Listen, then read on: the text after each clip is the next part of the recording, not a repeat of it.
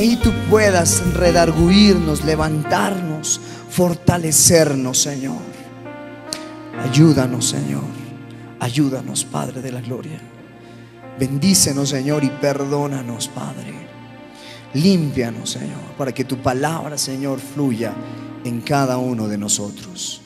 Yo te lo pido en el nombre del Padre, del Hijo y del Espíritu Santo. Amén. Y la iglesia dice amén. Puede tomar su asiento. Y en esta noche quiero hablarles sobre un tema especial.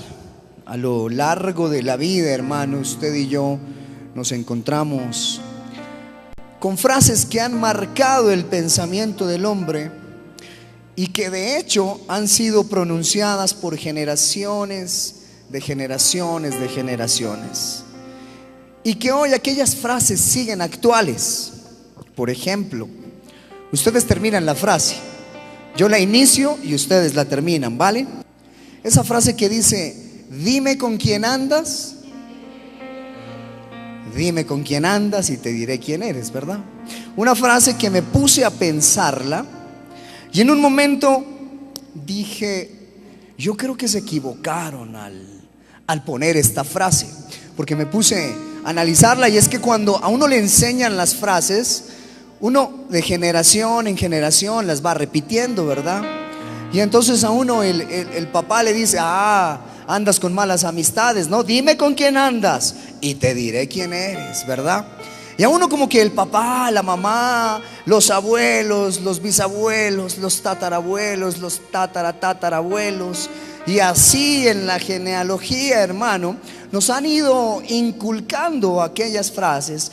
Pero al pensar esta frase en su contexto espiritual, yo creo que se equivocaron, porque siempre nosotros como seres humanos andamos y queremos echarle la culpa a alguien más de lo que nos suele pasar, de lo que nos sucede. Y entonces si cometemos alguna maldad, son las amistades, ¿verdad? Las amistades son las que lo llevan a uno a pecar. Como Adán, por ejemplo, cuando dijo: no, es que yo no fui, fue la mujer que tú me pusiste ahí. Y entonces uno siempre tiende a echarle la culpa a alguien más. Para bien o para mal, hermanos, somos influenciados, somos persuadidos por lo que en el mundo todos los días escuchamos. Y yo quiero esta noche hablarles de algo muy interesante que golpeó mi corazón y que ministró mi vida. Quiero que vayamos ahí al libro de Romanos capítulo 7, verso 14. Y vamos a leer el verso 14 y el verso 15.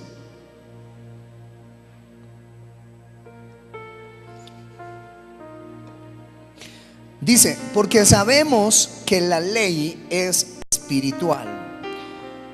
Y Pablo dice aquí: mas yo soy carnal, dice, vendido al pecado.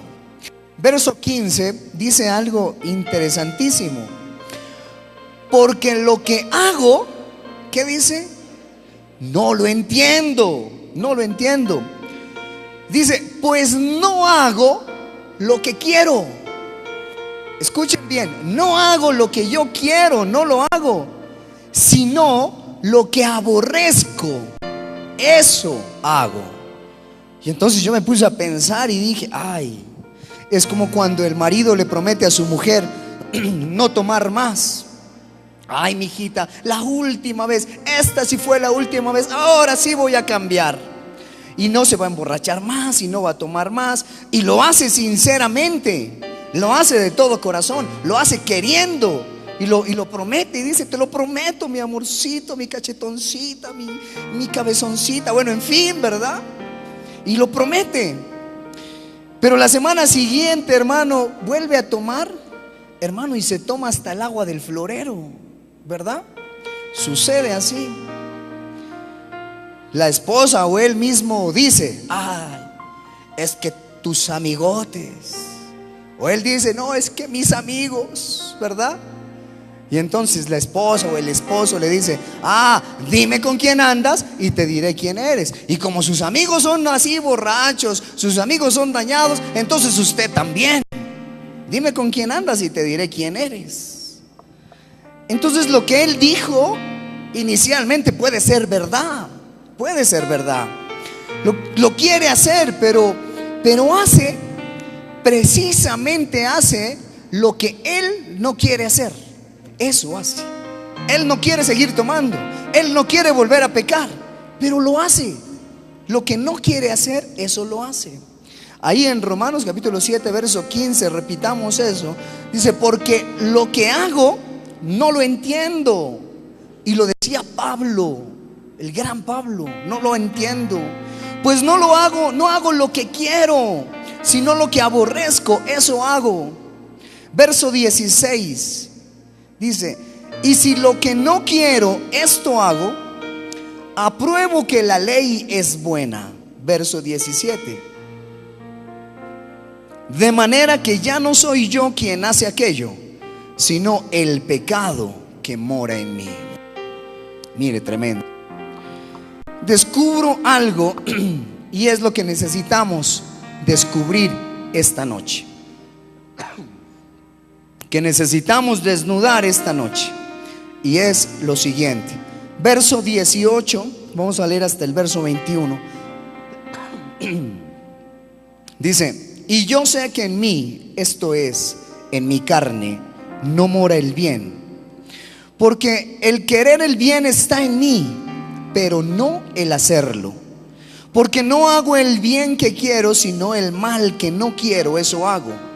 Y si hago lo que no quiero, ya no lo hago yo, sino el pecado que mora en mí.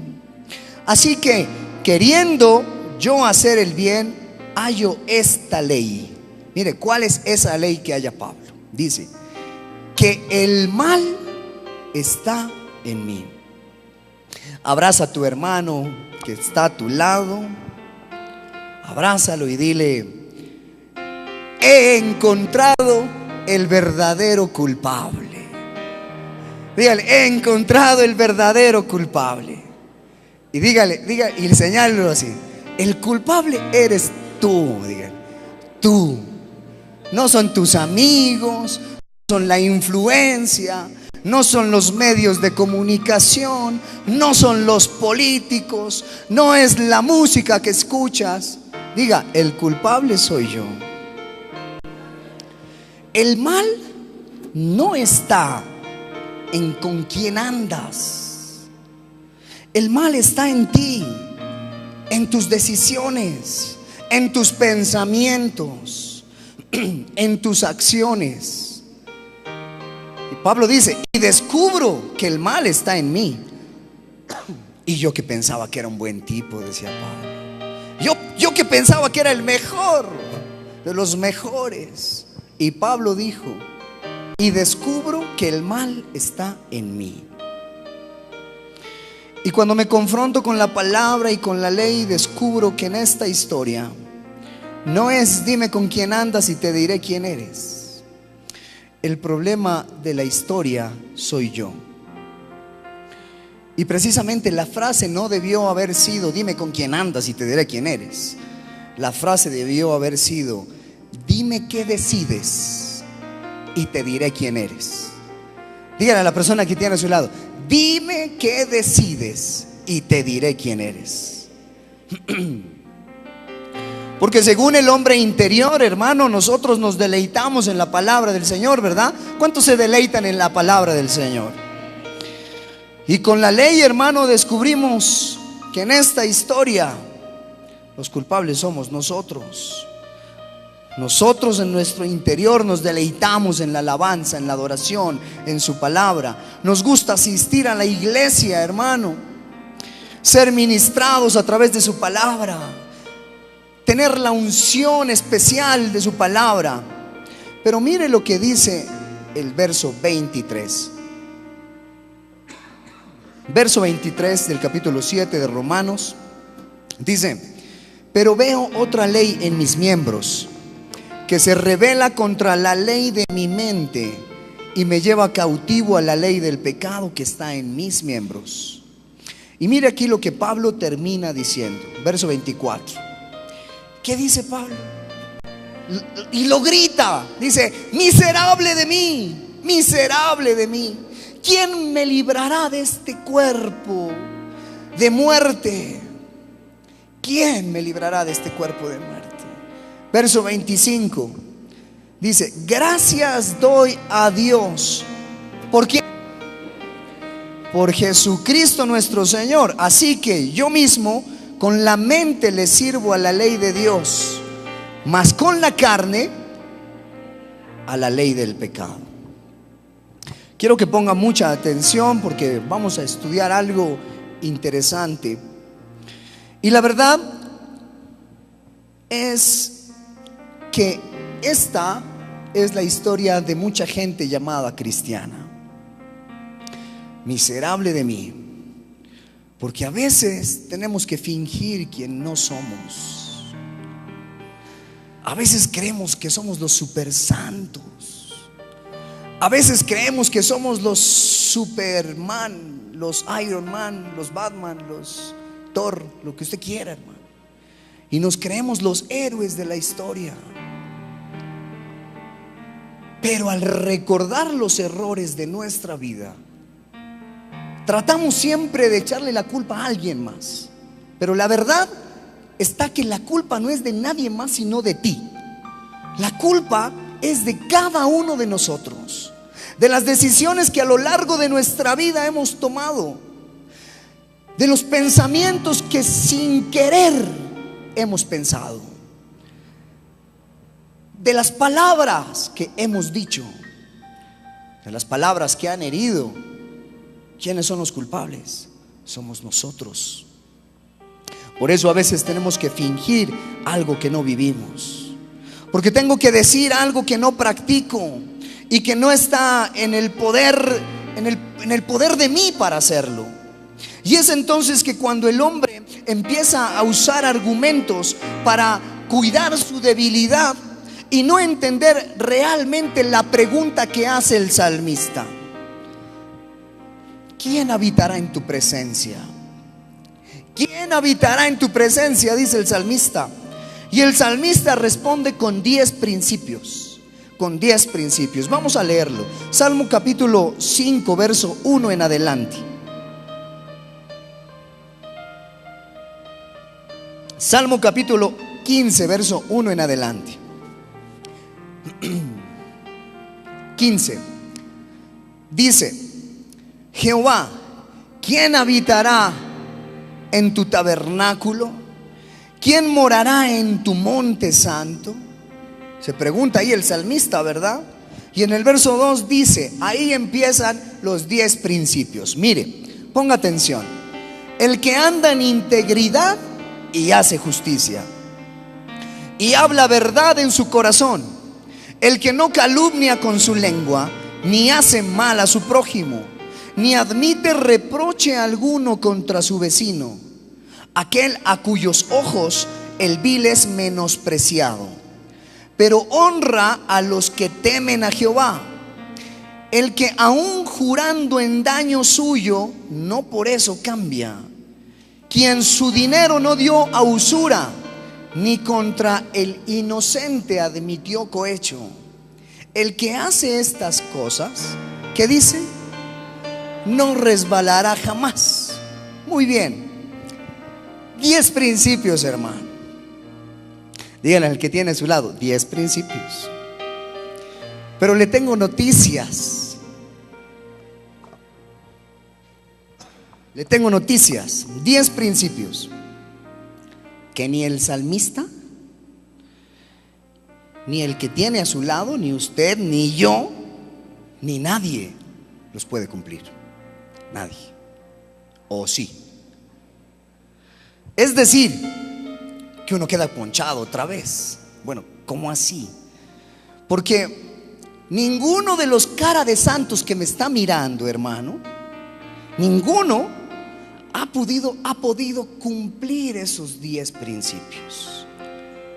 Y la gente puede decir: sí, pastor, ¿cómo que no? Yo sí. No me mira la cara de santo que tengo, hasta la aureola me sale. Y se paran derechitos y se sientan derechitos. Y en el culto están gloria a Dios y danzan y saltan y gritan, ¿verdad? Entonces uno dice, bueno, aquí en la iglesia es fácil cumplirlos, ¿verdad? Uno entra aquí de la puerta hacia acá, es facilito cumplirlos, hermano. Y de la puerta hacia afuera. 10 principios.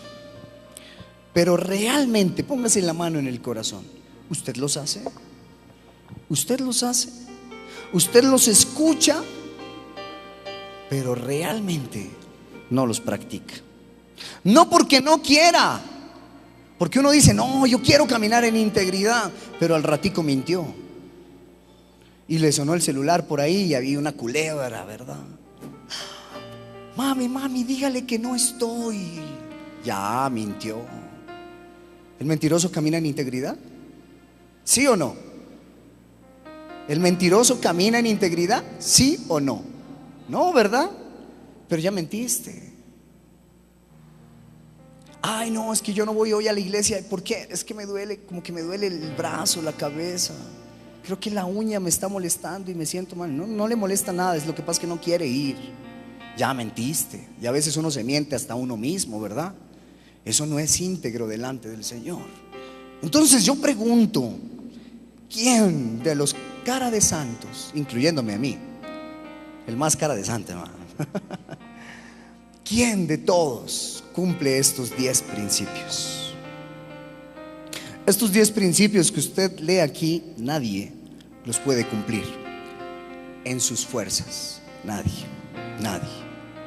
Por más que usted esté rodeado de maestros sapientes y santos, no lo podrá hacer. Los discípulos caminaron con el maestro, y mientras caminaron con el maestro, hermano, no pudieron aprender de él hasta que él se fue. Él les dijo, vayan y echen demonios en mi nombre, y fueron y no pudieron, hermano, ¿verdad?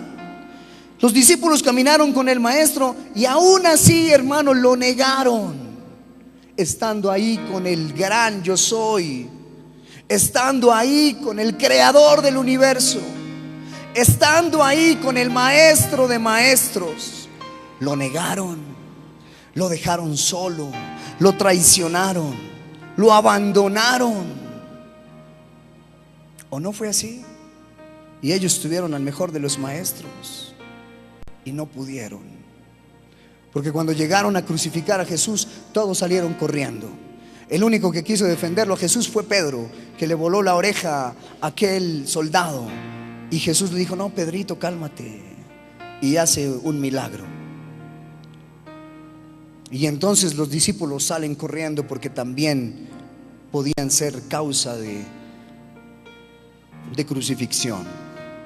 Y Pablo, años más tarde, cuando escribe la carta a los romanos, dice ahí en Romanos capítulo 3 verso 10, como está escrito, ¿qué dice?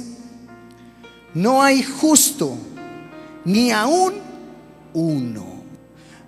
Romanos capítulo 3 verso 10 en adelante. Como está escrito, no hay justo ni aún uno. No hay quien entienda, dice. No hay quien busque a Dios.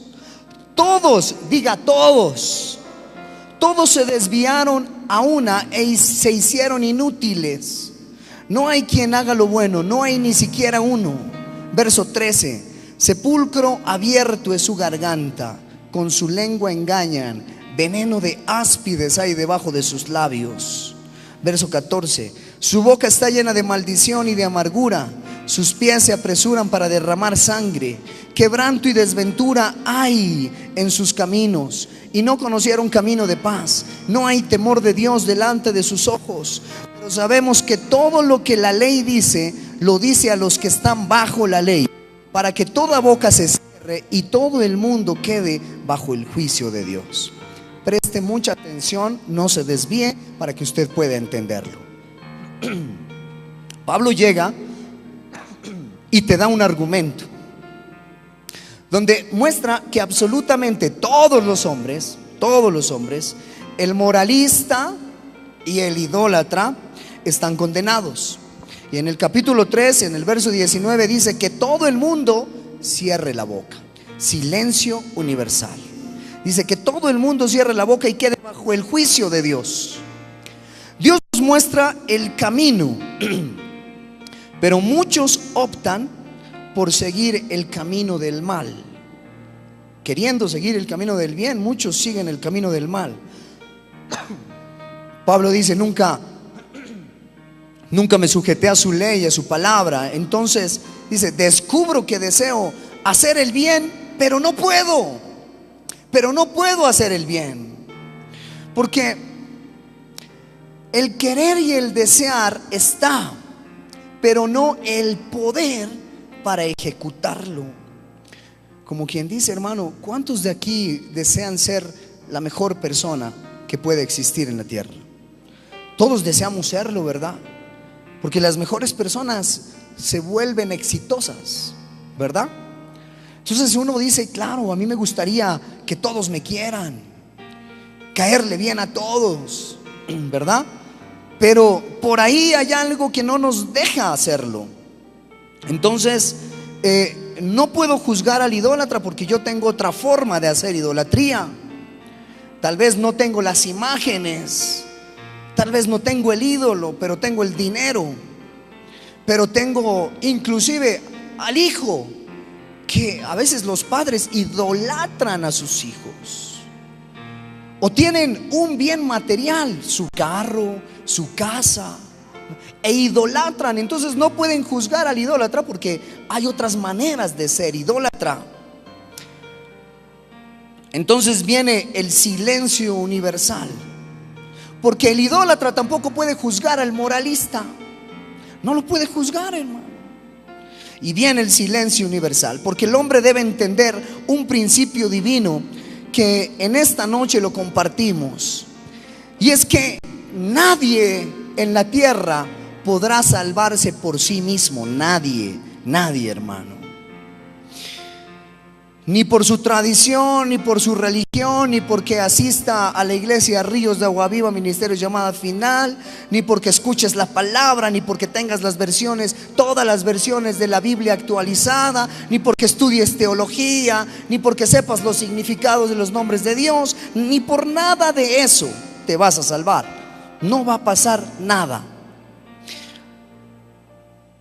Si el hombre no entiende lo que es gracia, entienda bien, si el hombre no entiende lo que es gracia, el hombre estará afuera.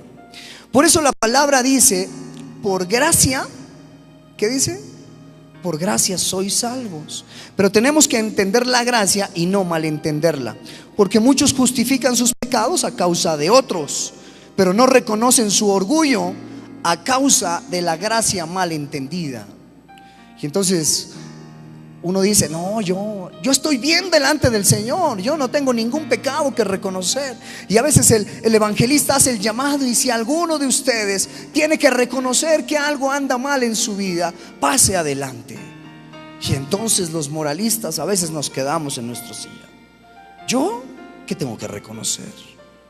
Yo no tengo que reconocer nada, ¿verdad? Porque el Señor a mí ya me perdonó, el Señor a mí ya me hizo salvo. Mas sin embargo sigues con el genio de iguana, hermano. Mas sin embargo, hermano, sigues con la cara de limón. Mas sin embargo sigues con las raíces de amargura. Que llegas a la iglesia y eres un santo y eres una buena gente, y qué bien, y entras a la iglesia y dices, llegó la alegría, la felicidad, la emoción, ¿verdad? Pero llegas a la casa y ay, todos se esconden porque tienes esa cara de limón. Uy, llegó. Ay, la comida, ¿dónde está la comida? ¿Quién grita?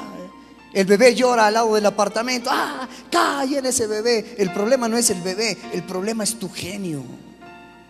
Y entonces la gente no reconoce. De esto quiero hablarle los próximos minutos. No te vas a salvar por ser cristiano, o ser católico, o ser mormón, o porque vengas a Ríos de Agua Viva, ni porque tengas una Biblia más nueva, o porque escuches al predicador que está de moda y te aprendas el mensaje al revés y al derecho, Oh, yo, si viera, hermana Lisita, este predicador que salió acá en este nuevo canal, qué palabra del Señor. Esa palabra sí me ministró, gloria a Dios. Es que no es el hombre el que ministra. Dios es el que pone su mano. Tenemos que entender que el hombre no es el que habla, que el hombre no es el que hace milagros, que el hombre no es el que merece la honra y la gloria. Solamente es nuestro papá, es Dios el que nos salva, el que nos llena de gracia.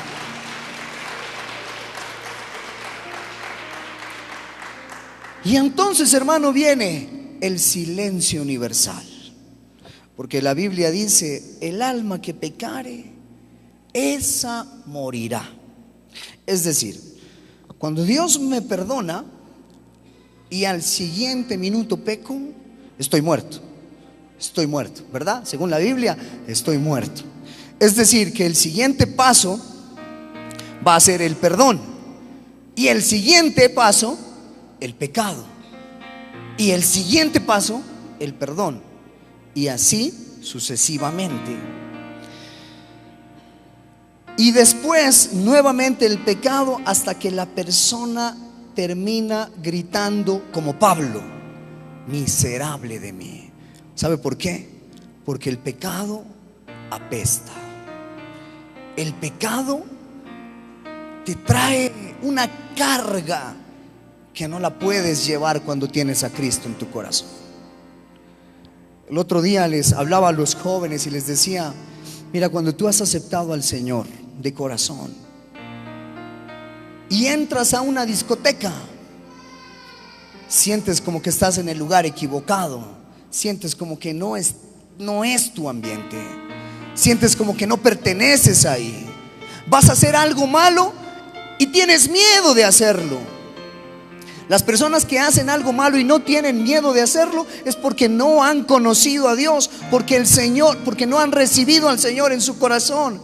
Pero tú, cuando vas a hacer algo malo, cuando vas a mentir, cuando vas a engañar o cuando vas a hacer algo malo, sientes temor al hacerlo, te duele posteriormente. Hay una carga que se llama la conciencia, que te dice: ay, mentiste, engañaste. Y entonces uno como que dice: Señor, perdóname. Y como Pablo decimos: miserable de mí, ¿quién me librará de esto? Porque cuando el hombre falló, y aquí está la clave de esto, hermano, te voy a mostrar que la salvación eterna no fue, escuchen bien y no lo malinterpreten, la salvación eterna no fue una buena intención de Dios. No fue una buena intención de Dios. Era y se convirtió en un aspecto legal. En un aspecto legal que tenía que cumplirse.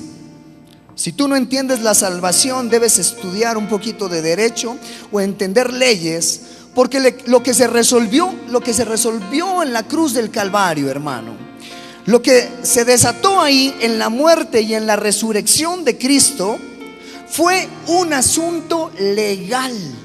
Por eso la palabra del Señor dice que abogado tenemos para con el Padre, y se llama Jesucristo hombre. Se resuelve un asunto legal que el Padre tenía que arreglar. De lo contrario, el mundo quedaría desequilibrado. Escuche bien. Cuando en el huerto del Edén, Adán y Eva, allí tienen la opción del árbol de vida, del árbol de la ciencia del bien y del mal. Habían miles de árboles más, hermano, miles de árboles más. Y solo había uno, el árbol de la vida, al que le dijo: de ese no comerás, solo de ese. ¿Y qué cree que hizo el hombre? Terminó comiendo, no de los miles de árboles que podía comer, sino del que se dijo: de este no comerás. Cuando todo el mundo fue entregado al dominio de Adán, y Adán era tan fuerte, todas las personas serias que han estudiado dicen que el cuerpo humano está diseñado para vivir eternamente. Estudios serios, científicamente comprobados, dicen que nuestro cuerpo humano fue diseñado para vivir para siempre. Y eso es cierto. Bíblicamente, cuando Dios nos creó, dice que nos creó a imagen suya, nos formó. Y Dios es eterno, ¿verdad? Entonces usted y yo somos eternos. El problema fue el hombre, porque cuando termina comiendo del árbol de la vida, del árbol de la ciencia, no de los miles, Adán trae muerte, viene la muerte y termina con nuestras vidas, con nuestras miserias. Si el cuerpo humano fue diseñado para vivir eternamente, ¿por qué entonces viene la muerte? A veces te crees grande, te crees poderoso, te crees sabio, te crees inteligente, pero en la noche tiemblas de miedo y en el día no sabes si tu propio hijo, el que engendraste, te puede maldecir. Tremendo. Es más, hermano, la gripa termina consumiéndote. Y hasta el día de hoy, hermano, una gripa puede terminar con la vida de una persona. Una simple gripa mal cuidada puede terminar con la vida de una persona. Y aún así, el hombre se cree grande y poderoso.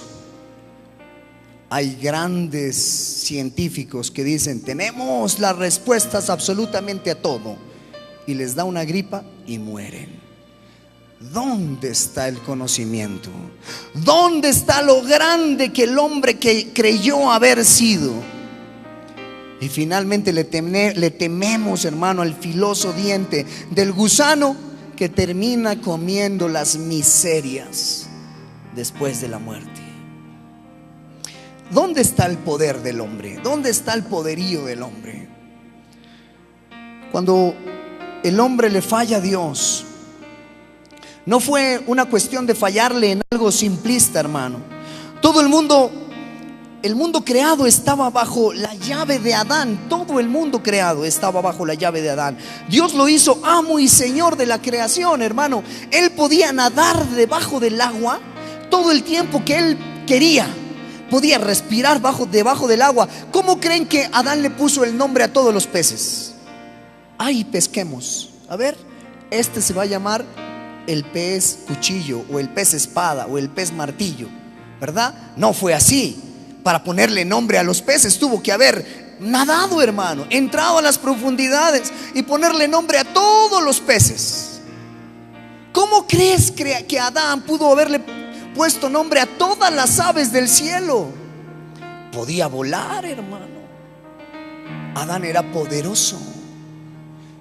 Él tenía la llave del mundo y volaba y le puso al águila. Imagínense cómo pudo encontrar un águila en lo alto y decirle: tú te vas a llamar águila. Al cóndor le puso cóndor, hermano. Al gavilán, a la lechuza, a todos, hermano. Tuvo que haber volado junto con ellos para saber las destrezas que tenían, ¿verdad? En la tierra, a todos los animales terrestres, hermano, le puso nombres. Correteó a la gacela, corría tan veloz como la gacela. Era poderoso Adán. Era poderoso. ¿Por qué? ¿Por qué? ¿Por qué les estoy diciendo esto? Porque dice la palabra del Señor que Dios creó a Adán a su imagen suya, lo formó. ¿Acaso Dios no es poderoso? ¿Verdad? Dios es omnipotente, omnipresente, omnisapiente. Y Adán, para haber hecho lo que hizo, hermano, tuvo que haber sido poderoso, hermano, a imagen del Señor. Pero cuando el hombre come de lo prohibido, fue un aspecto legal. No fue un asunto de comerse una manzana, hermano. El diablo lo desequilibró y presentó delante del cielo y le dijo: ahí está el hombre, Dios. Aquí está el hombre que creaste. Tu creación decidió comer de lo que le dijiste no comer. y vivir bajo sus propios preceptos, bajo sus propias decisiones. Es ahí entonces donde la muerte viene. El hombre se creyó que sin ti, Dios, podía hacer algo. Y el hombre me entregó las llaves de la tierra, y por eso serán esclavos, y por eso la muerte va a entrar a los hombres, aunque fue creado para vivir eternamente. Y entonces Satanás, por un asunto legal, Satanás conoce las leyes de Dios. ¿Cuántos creen que Dios es juez justo? Ese es uno de los nombres de Dios. Dios juez y justo. Dios es justo. Dios le da al hombre lo que merece. Si tú le alabas, Él responde. Si tú lo adoras, Él desciende. Pero si tú estás ahí con pereza, Él no viene. De pronto viene el diablo y te hace barra para que sigas con pereza. Y dale, Juan, y dale, quédate ahí, no te levantes y no dances y no ores y no ayunes. Y entonces siga, pastor, predicando, porque él conoce la ley. Y cuando Jesús vino al mundo, ¿vino a qué? A cumplir la ley para podernos salvar. Ahora, el hombre creyó haber sido poderoso, pero vino la muerte, se hizo esclavo del pecado, y el diablo sabía de legalidad. El diablo sabía que el hombre, bajo sus propias decisiones, traía muerte a la tierra, y decide caminar en la tierra, decide vivir bajo sus leyes y bajo sus parámetros. Porque recuerda, hermano, las leyes de la tierra no son las mismas leyes del cielo. Dios es justo, hermano. Nuestras leyes no. Las leyes de la tierra fueron hechas por hombres imperfectos. ¿Ustedes por qué creen que en la tierra hay tanta injusticia? Uno se levanta a protestar por algo que cree que es injusto y termina perdiendo, hermano. Lo terminan sacando, lo terminan matando, hermano. Porque las leyes de la tierra se hicieron bajo los preceptos de los hombres que un día pecaron y decidieron vivir bajo sus propias decisiones, sus propios preceptos, sus propias leyes. Y entonces, hermano, Dios hace el trámite, porque de una manera legal tenía que salvarnos, y envía a su Hijo a la cruz del Calvario a morir por usted y por mí, a darnos la salvación por la gracia de su amor. Ahora, hermano, esa gracia para nosotros, ¿cuánto vale? Pregúntale a la persona que tiene a su lado: ¿cuánto vale la gracia de Dios para ti? ¿Cuánto vale la gracia de Dios para ti? Esa gracia para nosotros, ¿cuánto merecen nuestras decisiones? Decisiones que todos los días usted y yo tenemos que tomar para, una de dos: honrar a Dios o deshonrar a Dios. Tus decisiones solamente tienen dos caminos: o honran a Dios o deshonran a Dios.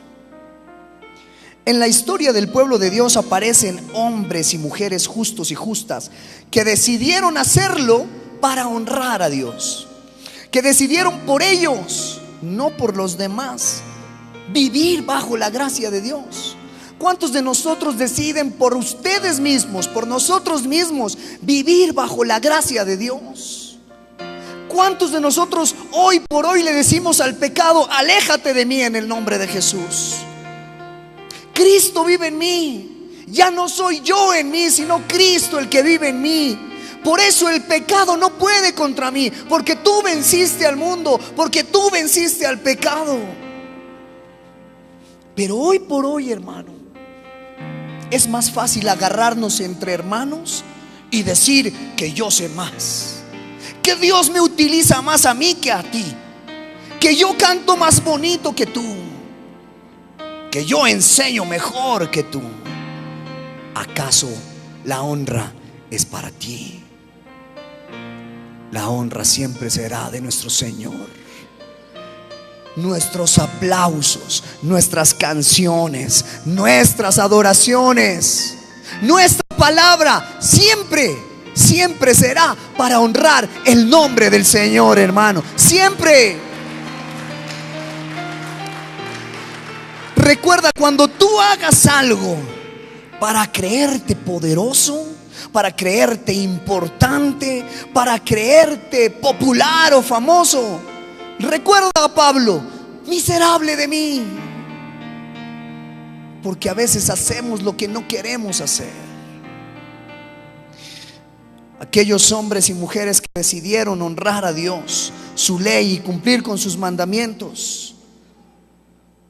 Hoy el mundo contemporáneo dice: bueno, pero si Dios es el mismo ayer, hoy y siempre, ¿por qué sus manifestaciones son diferentes? ¿Por qué no se manifiesta igual que antes? Entonces, dígame, ¿dónde están los Moisés de esta época? ¿Dónde están los Elías de esta época? ¿Dónde están las Marías, las Esther, las Ruth, los David, los Josué, los Daniel de esta época, que decidieron todo por Cristo? Y cuando hacemos esa evaluación, caemos postrados delante del Señor y le decimos: perdónanos, Señor, porque aún nos falta mucho. Dios es justo. Diga conmigo: Dios es justo. Nos da lo que merecemos. Por lo que hiciste con tu